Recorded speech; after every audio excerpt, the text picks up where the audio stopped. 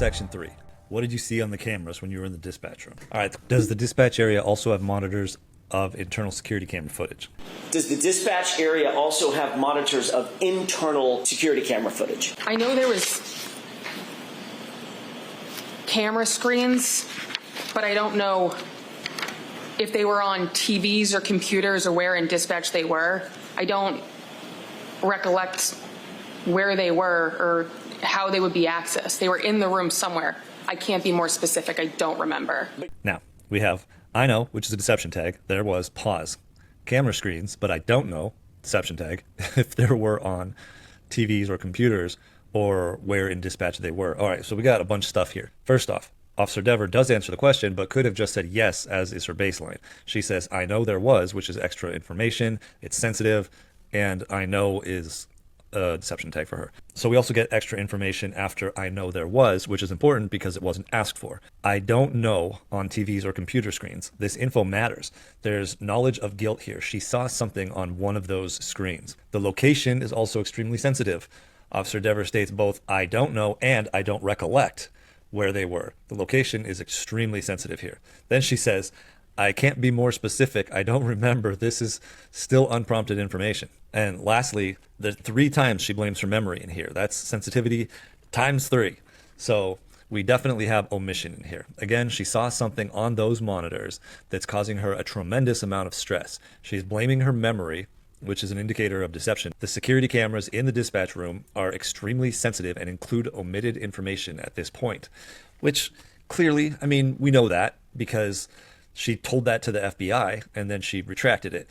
But what this tells us is that she knows and is completely aware that her memory is accurate. That's what this tells us right here. And that's important. And we're starting to get into more sensitive areas here. So the question was, I'm asking you, were there monitors that you could look at that showed security camera footage from inside Canton PD, hallways, corridors, the Sallyport? I don't know what you mean by specifics. I'm asking you, were there monitors that you could look at that showed security camera footage from inside Canton PD, different areas, hallways, corridors, offices, the Sallyport, for instance?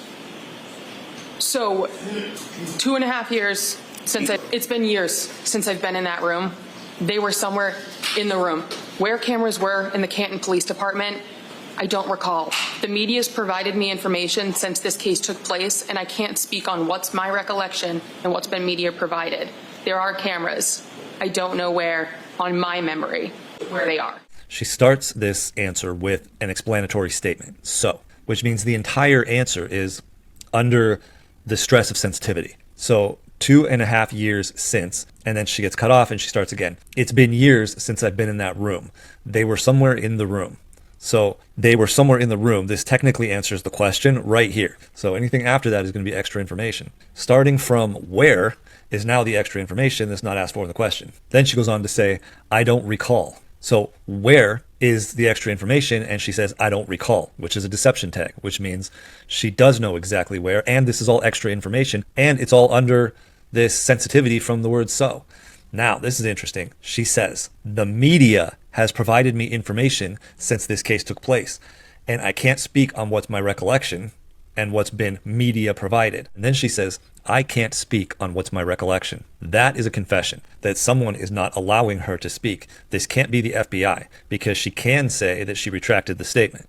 This is important here. So this indicates that someone outside of the FBI and outside of Attorney Jackson is telling her that she is not allowed to speak on her recollection. Now, she's saying that the location of the cameras was media provided. There's an insinuation here. Whenever there's insinuation that isn't supported by the literal meaning of the language, then the opposite of the insinuation is true. And here it's not the media, it's her own direct observation. And then she says, there are cameras. I don't know where on my memory where they are. First off, where they are is the wrong tense. So, because she's trying to recall something from years ago. So she should have said, I don't know where on my memory where they were. So we have the wrong tense. We have I don't know, which is a deception tag. On my memory, which is another deception tag. She's very specifically telling you that her memories are false memories. So anything that she tries to pull from her memory is not going to be reliable. So all of this information here is all leading us back to the same conclusion, which is that she knows exactly where the cameras are and what she saw on them. The fact that she's being so deceptive about this means that she has knowledge of guilt, which means that she is aware that the truthful statement that she gave to the FBI is not a false memory. That's all we get from all of this. That's all we need, but that is what we get. Next, you're aware that the Sallyport garage has security camera. Had you ever been in Sallyport at Canton PD? Yes, You were aware that the Sallyport garage had a security camera? it would make sense because that's where we bring prisoners to drop them off. She says it would make sense because it's an explanatory statement. She doesn't answer the question. So the answer is yes, she is aware, but she won't say it. Then the judge asks her, All right. There were cameras in the Sallyport. and she says, all right, there were cameras in the Sallyport. So she's admitted it. The deception related to the cameras is due to knowledge of guilt. Something about what she knows that she saw is incriminating. That's what we're seeing over and over again here. Okay, next series of questions here. One of the monitors that you had access to back on the 29th, did it show the footage from the other Sallyport garage? Can you rephrase the question? So there's deception. Okay. One of the monitors that you had access to back on January 29th, did it show the footage from one of the other Sallyport garage cameras? Can you rephrase the question? Did one of the monitors that you looked at, that you had access to at the dispatch area, did it show the video footage or the video feed from the Sallyport garage?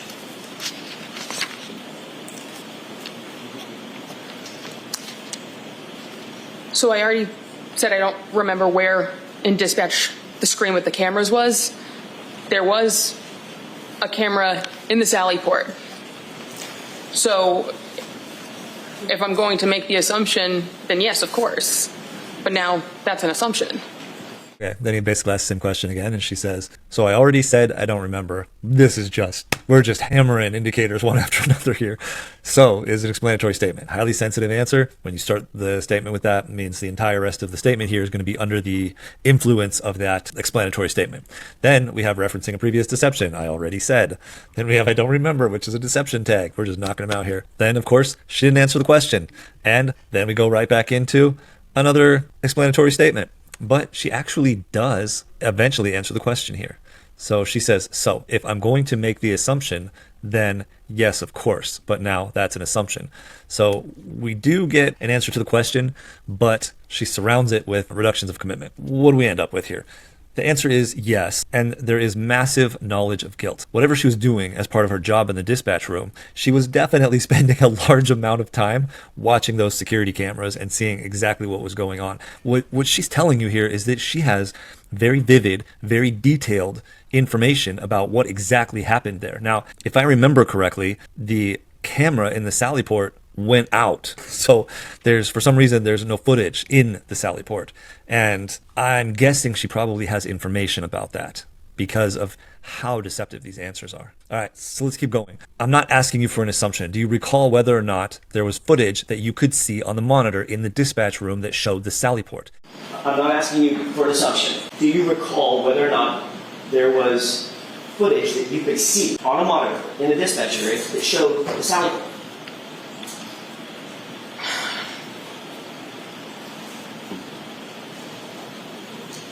I'm going to go with yes. Now, as these questions get more intense, as they get closer to what is clearly in regards to the knowledge of guilt, then we're going to get bigger and bigger indicators of deception here. Now, this starts out with a 7.7 second pause, which is substantially longer than the 2-second pause, which means that she is going through every scenario in her head here. Then she says, I'm going to go with yes. So do you recall whether or not there was footage that you could see? She's trying to reduce the commitment here, and she puts the answer at the end. What all of this tells us is that there is massive knowledge of guilt, but the I'm going to go with is an indicator. It's an insinuation that she's unsure. And that insinuation here is deceptive because she's 100% sure. And she doesn't know how to say it and that's where the pause comes from. She doesn't know how to say this. But the big question here is, why is this so sensitive?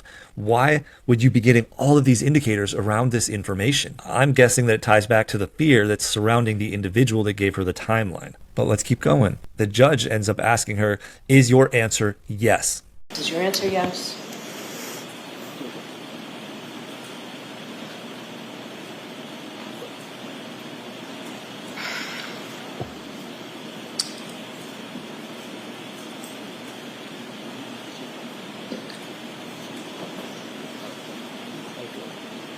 Yes. Now, when the judge asks the question, the hammers come down. So you're going to get an answer. 18 seconds. 18 seconds it took her to respond. She is recalculating the physics formulas for the Big Bang Theory here. That is a long time. And then she just says, yes. So in the end, we get the answer. Yes. Do you recall whether or not there was footage that you could see on the monitor? Yes. Okay, so you stayed past your normal time of your shift that day. So you stayed past your normal in time of your shift that day? Yes, on overtime. And she says yes on overtime. So she does say yes, she stayed past her normal shift. And then she insinuates that it was on the overtime shift. But she doesn't say that she left at the end of her overtime shift. The only thing that she says here is yes. Okay, so you stayed into the afternoon, correct? You stayed into the afternoon, correct? I believe the shift ended at 3:45 p.m. for the Canton Police. She says, I believe the shift ended at 3:45 p.m. for the Canton Police. This is where we actually get information. The shift ended is not the same thing as saying I went home. In fact, it's literally telling you that she didn't go home. She says that the shift ended at 3:45. But then she goes on to further say that that's only when it ended for the Canton Police, not when it ended for her. So that's when her pay stopped. She does not tell you that that's when she went home. Because we have very definitive language here, now we have some real information.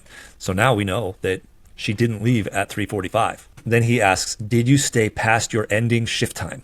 Did you stay past your ending shift time? For my regular shift, yes, because I was on overtime on the day shift. Now she says, for my regular shift, yes, because I was on overtime on the day shift. So she very specifically doesn't answer his question. She moves the target back to the regular shift and only answers that question, and she throws in an explanatory shift. She throws in an explanatory statement. So from this little series of questions, the one piece of information that we walk away with is that she didn't go home after her shift ended at 3:45. Now, based on what we've already seen, we already knew that. But she didn't go home at 3:45. What happened is that they went back. Remember, she says it ended at that time for the Canton Police, meaning it didn't end at that time for her. So her normal overtime shift likely went all the way probably into the evening, and they went back later and changed it to end at 3:45. That's what you get from the way that she phrased that there. Now let's move on to the next question. This question here is the crux of her whole time on the stand. This is the main event right here. So, did you observe anything unusual that stood out in your mind that occurred in the Sallyport while you were on that shift? Did you observe anything unusual that stood out in your mind that occurred in the Sallyport while you were on that shift? So we've discussed this previously. I can't make that statement on the stand because I've been provided information released by the defense that it was not a memory, that it was a distorted memory. Therefore, I can't state it because at this point it would be a lie. I cannot make that statement that you're wanting me to make on the stand because I've advised that that would be a lie. That's it. This is it. What does her answer look like? Damn. I'll start out by saying there are 17 indicators of deception in these 4 lines. So we start with so, which means this entire statement is now under stress. This is a yes or no question with no answer, and it's 71 words, and that is in that high sensitivity range. Now, technically, because it starts with so, we should be bumping that sensitivity range all the way into the deception range. But let's just go ahead and go through her statement here. So, we've discussed this previously. That's a reference to a previous deception. I can't make that statement on the stand because that is a negative statement plus an explanatory statement. All of that under the previous explanatory statement.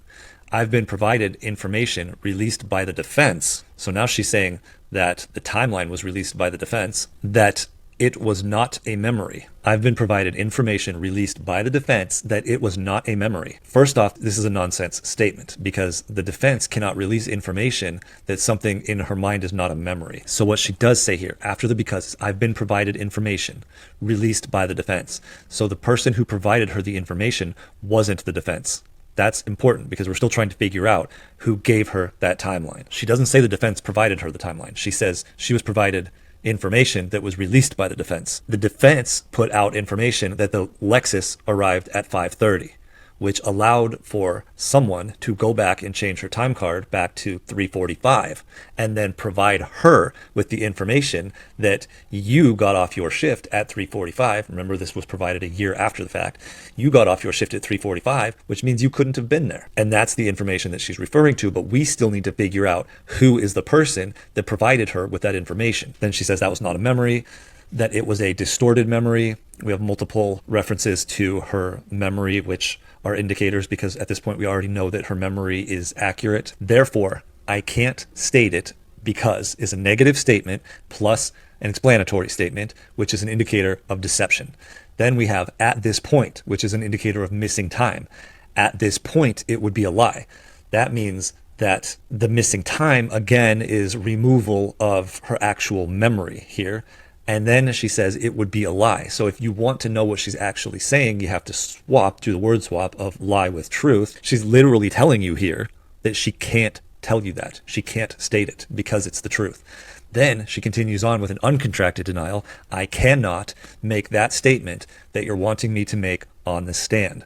Now, obviously, she can make it on the stand, but she's telling you that there's a force behind that that's not allowing her to, and it's not her memory. And then she says, because, so we have the cannot attached to because, which is another lie, another negative plus a explanatory statement. That's the third one so far. And then she says, because I've advised that that would be a lie.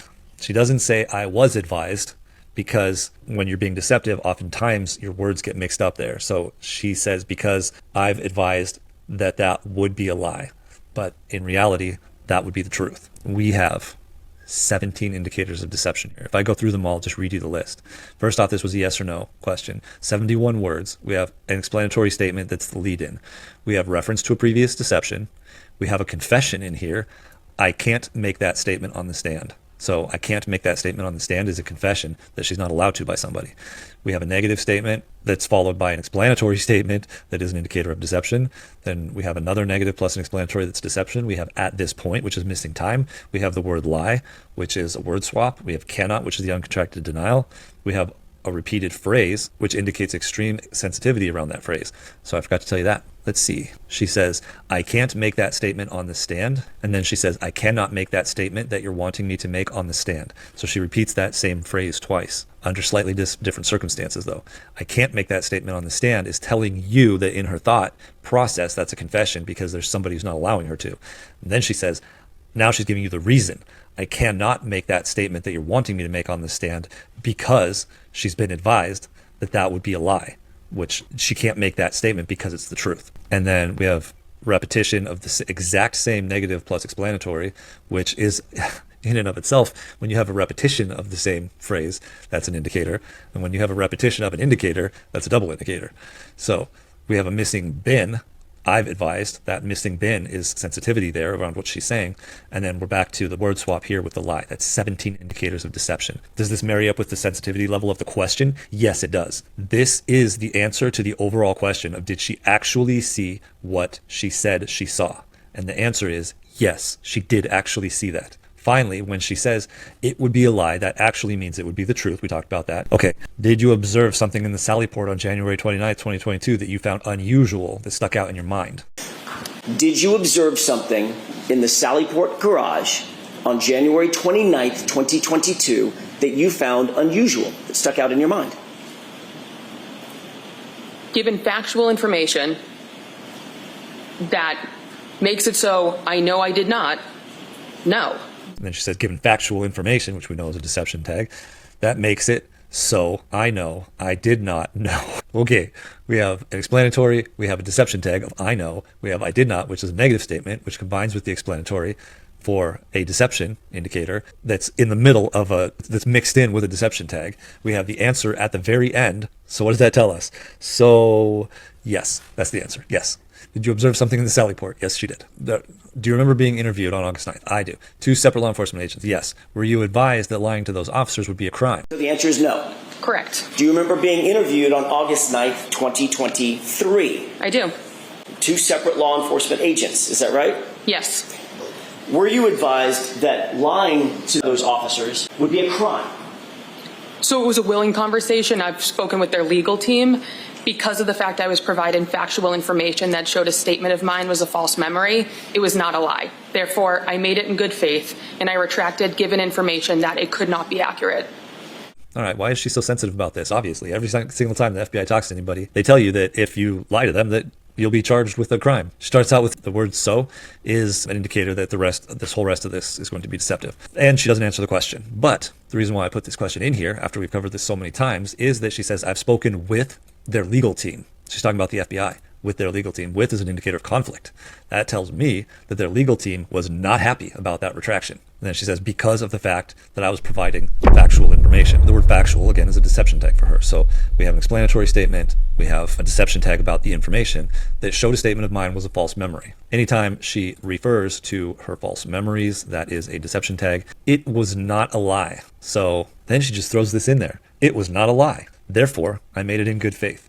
Well, it was not is an uncontracted denial, which means it was a lie. Now remember, okay, so we have two things here. This is uncontracted, so that means that what she's telling you here isn't true. It was not a lie. So it was a lie. But what she's actually telling you here is that the retraction itself wasn't true. So then she says, therefore, I made it in good faith. Yikes, look out. Officer Dever throws in, therefore, I made it in good faith.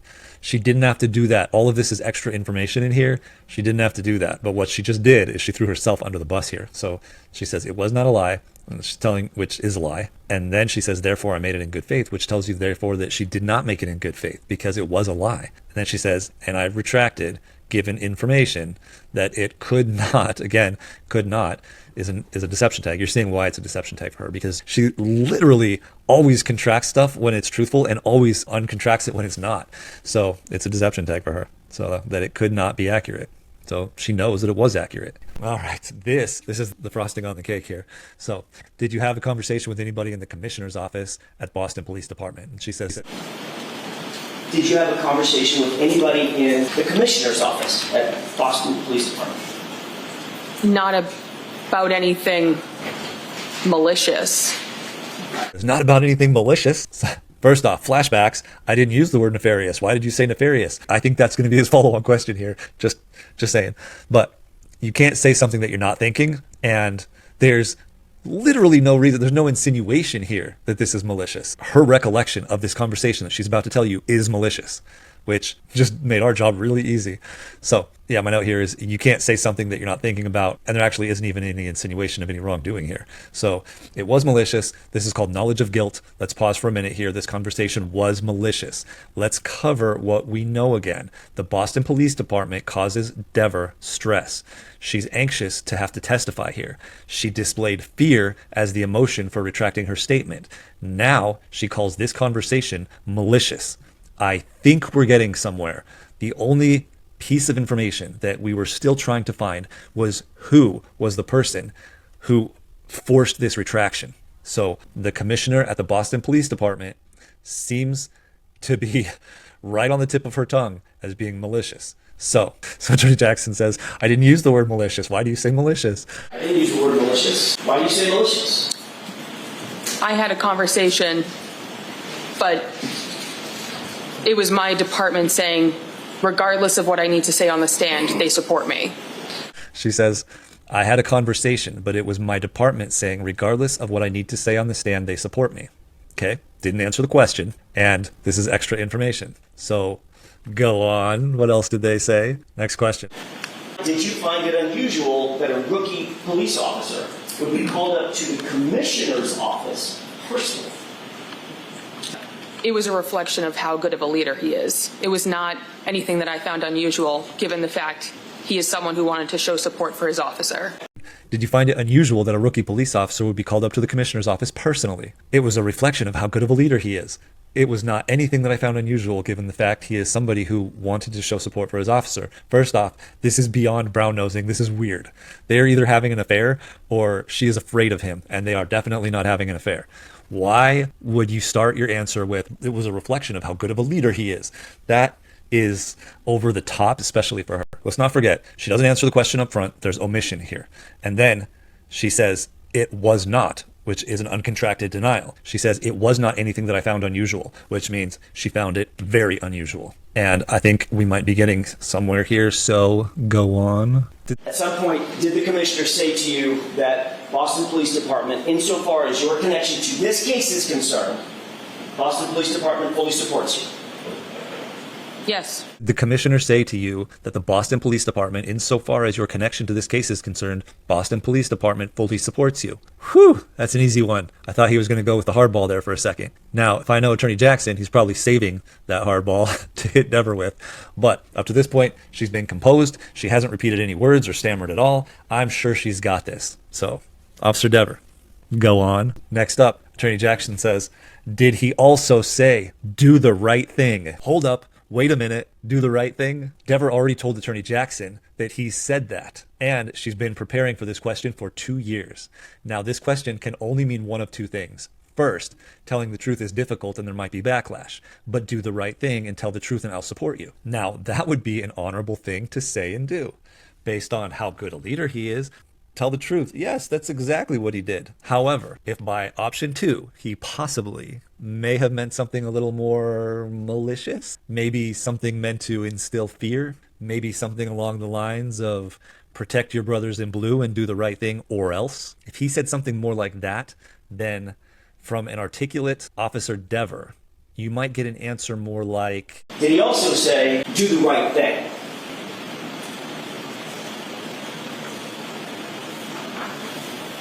That's a direct quote, so I can't recollect if he said a direct quote 2 years ago. Okay, let's look at this. First off, she doesn't answer the question. Did he also say do the right thing? She says, that's a direct quote, so no.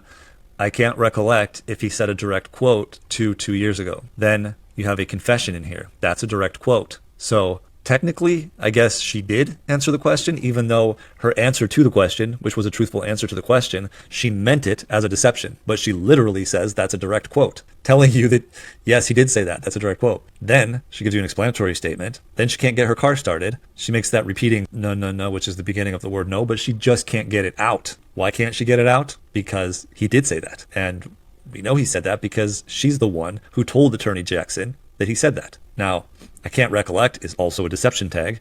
And then she says, if he said a direct quote, well, anything that he says is going to be a direct quote. So I'm not sure. I think her brain just seized up right here.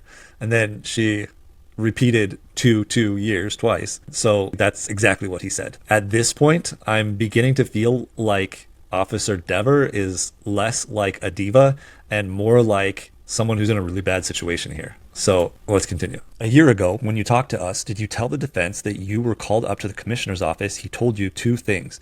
Mr. Cox told you 1, Boston Police Department supports you, and Officer Dever, do the right thing. A year ago, when you talked to us, did you tell the defense that when you were called up to the commissioner's office, he told you 2 things? Commissioner Cox told you, number 1, Boston Police Department supports you, and Officer Dever, do the right thing. So he said my name correctly. He said Dever. Yes, and he said nothing with the intent of guiding me one way or the other. First, her ability to jump on this mispronunciation of her name was pretty sharp, because what it does is it makes it look like she's being bullied. She makes it look like his mispronunciation of her name is purposeful. And that really draws the attention away from the question here. But we are going to go right back to the question. Her answer starts with so, which is a deception tag for her at this point. That technically what it means is that everything that she says after that is all suspect. But here, because she only uses it when she lies, we can go ahead and call it a deception tag. And number 2, she doesn't answer the question in the beginning. So she does answer the question, but she answers it after the attack on her name.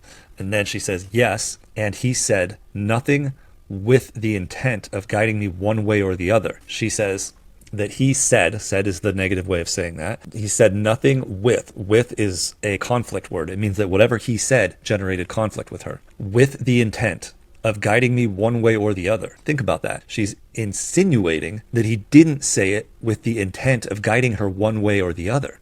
So how do you say do the right thing without the intent of guiding you one way or the other? It has to be guiding.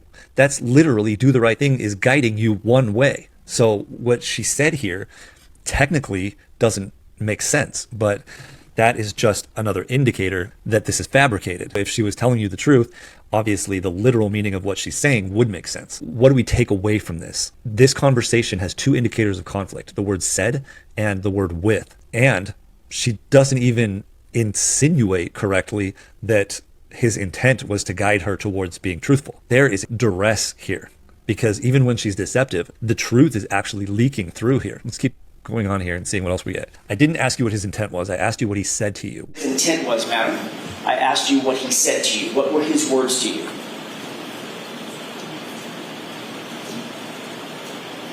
That he supports me. And? What were his words to you? We get a nice long 5-second pause here. That he supports me. She is calculating for her life here, because look at the position that the commissioner of the Boston Police Department is in.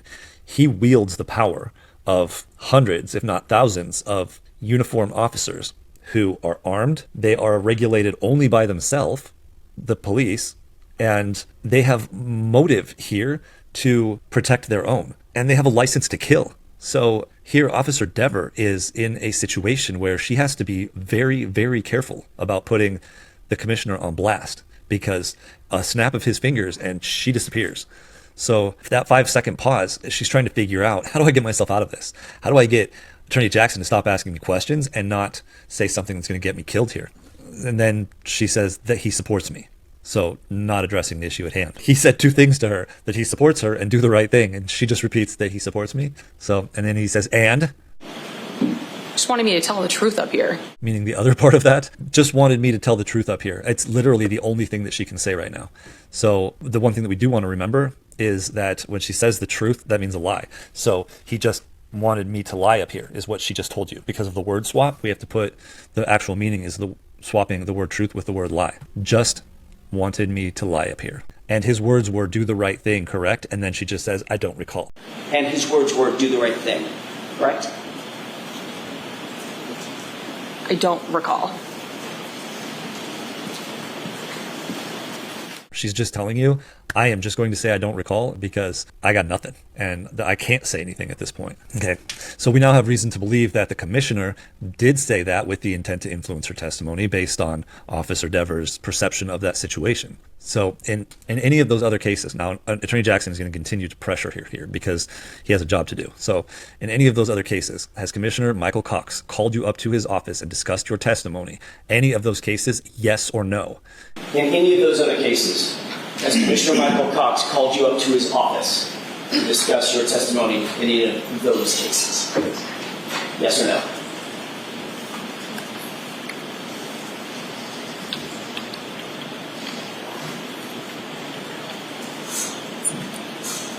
That's not a yes or a no answer. Well, and at this point, Officer Dever knows she's in trouble. Once you are in a situation where you know that you look deceptive, it becomes excruciatingly difficult to come up with this deception at that point. So what do we get from her? We get a 10-second pause. And then she says, that's not a yes or no answer. So first off, it's not an answer, it's a question.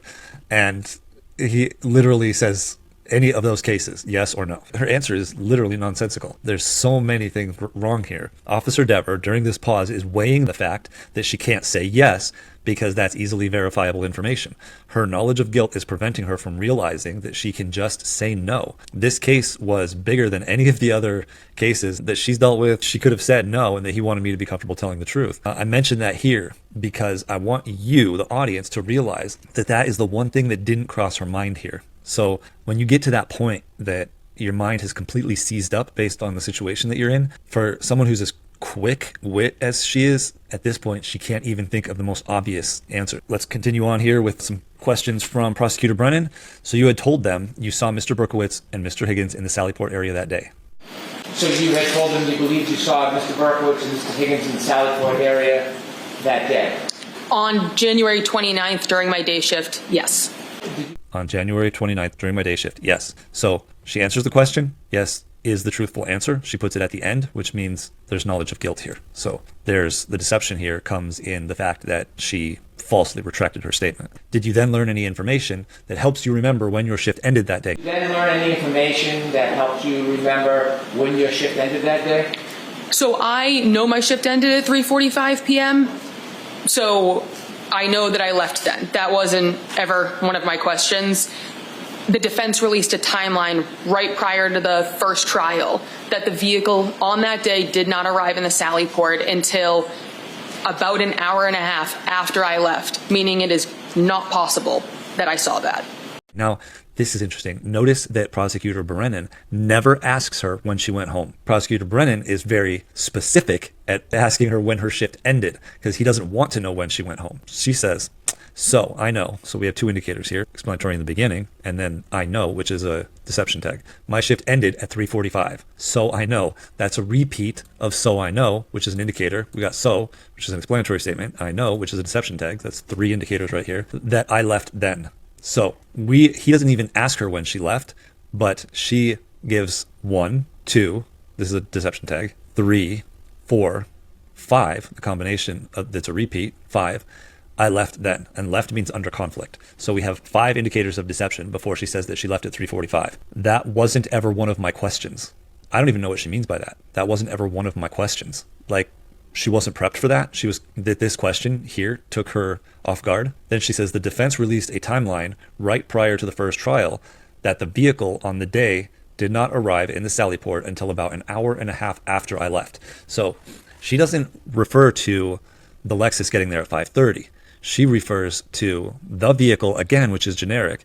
Maybe she just doesn't remember what kind of vehicle it is. On that day did not. So we have an uncontracted denial, which is a deception tag here. Did not arrive in the Sallyport. Now, if she would have said until 5:30, this would have been very problematic because that means this wouldn't have been a deception tag. But she doesn't say that it arrived at 5:30. So this deception here did not arrive in the Sallyport until about an hour and a half after I left. So what she's not disagreeing with the time that it got there. What she's lying about is the time that she left. So we have another slew of indicators, and then we have after, which is missing time, of course. After I left. So again, left means under conflict. And then we have missing time, missing information here. The missing information is the time that she left, meaning it's not possible that I saw that. All right, so hopefully that all makes sense there. Based on her phrasing here, it seems that Officer Dever knows that someone went back after the fact and changed the end time on her shift to show that it ended at 3:45, because the way she says it, so I know, means that 3:45 is deceptive. Then she repeats the deception when she says, so I know that I left then, which doesn't literally mean that she left then, because she says, so I know that I left then. She's not saying I remember leaving then. She's saying I know it because of something else. So she still remembers the time that she left, and it wasn't at 3:45. Also, don't forget that Officer Dever did report what she saw to the FBI. She didn't intend to be dishonest at the beginning of this. Not until after her meeting with the commissioner did she begin to intend to be dishonest here. Let's talk about that truth for a second, what you told those law enforcement agents. So here we get a recounting from Attorney Jackson of the truth, of everything that she told the FBI agents. Was, quote, you recalled seeing Higgins at the station later that day on Saturday. Dever thought it was also weird that Higgins and Chief Kenny Berkowitz were by themselves in the Sallyport of the police department, by themselves while Karen Reed's car was parked inside. Higgins was a witness and present at the gathering where O'Keefe was found dead outside, and then he was in the presence of important evidence. You were sitting at dispatch by yourself and saw on the camera outside of the Sallyport when they walked in. Do you remember making that statement to the officers? My recollection of the time was that, so yes. Did you go on to say in that interview, quote, you never saw them leave, them being Brian Higgins and Chief Ken Berkowitz. You never saw them leave, but you recalled thinking to yourself that they were in the Sallyport for a wildly long time together in there, end quote. Did you say that? That was my recollection of the time. Okay. So yes. That is a contorted way of saying that because, again, and we've talked about this, we have so, which is an explanatory statement. My recollection at the time was that. So she's telling you that that is what she remembered at the time. But why do you get yes at the end, which is an indicator of deception? Because the deception is that she's pretending now she doesn't remember it. So the fact that she does remember that means that she has to contort this into a deceptive statement. Just answer my question, Officer Dever. Did we read to you, were you read the exact same thing that I just read to you on that phone call? Like you can't remember my name, I don't remember. At this point, there's the reason why I keep calling her Diva, is because We just saw Attorney Jackson say, just answer my question, Officer Dever. Were you read the exact same thing that I just read to you on that phone call? And she says, like, you can't remember my name. I don't remember. Unfortunately, this little gem comes at the end after we've already figured out what's going on. And it's not quite as funny after you realize what's going on here. But she does say, I don't remember. That's a deception tag. And we'll move on to the next question here from Prosecutor Brennan. He's asking her about the defendant's car that night before he left work. And she says, after being shown the evidence that you left that day, January 29, 2022 at 3:45, and learning that the defendant's car did not get to the Sallyport at 5:30 or so p.m., is there any way you could have seen Mr. Berkowitz and Mr. Higgins in the Sallyport with the defendant's car that night before you left for work? There is no way. so he asks, is there any way you could have seen Mr. Berkowitz and Mr. Higgins in the Sallyport with the defendant's car that night before you left work? And she says, there is no way. That pause, it's not intentional, but your brain makes it not unintentional. So the fact that she paused there, which is not baseline for her, that's not normal for her, means that she's emphasizing the confession because she says there is. He said, is there any way you could have seen? And she says, there is. And then she says, no way. And the no way is her attempt at covering that up, but there is the confession that is embedded into that statement. So then, why did you come in here? And then So why did you come in here? My entire job revolves around what I say on the stand right now. If I was to lie, I lose my job. I lose everything. I'm here to tell the truth. I cannot lie while sitting on the stand. He says, my entire job revolves around what I say on the stand right now. That statement, it means exactly what you think it does. And she goes on to say, if I was to lie, I lose my job. And remember the word swap? If I was to tell the truth, I lose my job. I lose everything. I'm here to tell the truth. I'm here to lie. I cannot, uncontracted denial, lie. I can't tell the truth while sitting on the stand is what she's telling you. You see how much sense this makes once you decode her language? Now, Attorney Jackson, he picks up immediately on what we just picked up on here. And he asked her a bunch of questions on this. So let me just let you watch these question and answers here because you're going to understand from this analysis exactly what's going on here. One question. Your entire job revolves around what you say on the witness stand. Is that what you just testified to? Yes. And if you agree that what you said to those two law enforcement agents on August 9th, 2023, you would be implicating not one, but two law enforcement officers, correct? So I'm confused as to what you're asking. If you agree with me, you have not agreed that that was the truth. You've now indicated that what you told to law enforcement agents in August of 2023 was a lie. No. If you agreed with that statement here on the witness stand, you would be implicating two officers as having been in the Sallyport, weirdly, for a wildly long time with the SUV, implicating not one, but two fellow officers, correct? That's what you would be doing. It's not possible. Would you be implicating the reputations of two officers? If I was to lie, then yes. And your entire job revolves around what you say on that witness stand. That's what you said, correct? That's what you just said, Officer Dever, correct? I still don't really understand the question. You just said, all I'm asking you is what you just said. I wrote it down. You just said, my entire job revolves around what I say on the witness stand. Correct? Yes to that question. All right, so after watching those, you probably noticed that she dodges the question. She says, if I was to lie, then yes, which means if I was to tell the truth, then yes, that she'd be implicating two officers. And then she says she still doesn't understand the question. It's painful. It's painful to watch. And what makes it even more painful is knowing what all of this means. And actually, let's hit one more question here from Prosecutor Brennan. He says, is there anybody you're protecting? And Is there anybody you're protecting? I have no one to protect. Do you need to protect anybody? No. She says, I have no one to protect. She doesn't answer the question. That's deception. So yes, she is protecting. She is protecting. So that's it. That concludes Officer Dever's testimony. Let's recap what we've learned because it's a lot. So Officer Dever began this process by making a statement to the FBI about witnessing Brian Higgins and Chief Berkowitz spending a wildly long amount of time with Karen Reed's vehicle in the Sallyport. Then she had a meeting with the Boston Police Commissioner in which he told her to do the right thing. Then Officer Dever talked to Attorney Jackson and told him exactly what the commissioner told her, information that changed her memory of when her shift ended, which caused her to retract her statement to the FBI. There's no doubt that Officer Dever came across as a hostile, uncooperative witness during her testimony. But in my opinion, her actions were in the name of self-preservation. And honestly, Officer Dever is a pretty good actor. The public hates her, and that was her goal. But her brain betrayed her. The faster a person's brain works, the faster they process the ramifications and consequences of lying. An idiot can lie without fear of consequences because they literally don't consider reality in their statement. They just mindlessly talk. The smarter a person is, the longer the pause is, and they get stuck weighing and considering consequences. Compare Officer Dever to Colin Albert from the first trial, for example. In summary, the Boston Police Department has more officers, more weapons, and more gadgets for tracking people than any organized crime syndicate in the United States.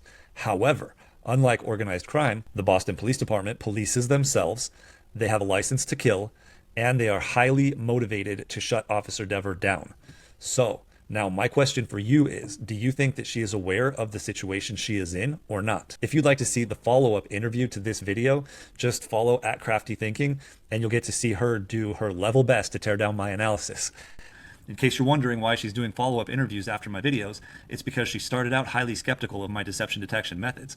So I agreed to allow her inside access to my brain in an attempt to tear down my analysis. So if you have questions about any of my analysis here, send me your comments and add the @CraftyThinking designation, and she'll add your questions to the end of the interview.